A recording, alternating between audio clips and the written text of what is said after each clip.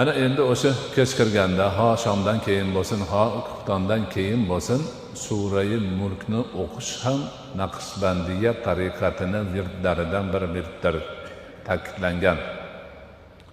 Kim imkonini topsa shu muborak surani har kuni ho shomdan keyin bo'lsin, ho xuftondan keyin bo'lsin o'qib qo'ysa juda ulug' ish qilgan bo'ladi. Rasuli akram alayhisolatu vassalom bu muborak suraning fazli haqida bir qancha hadislar aytganlar.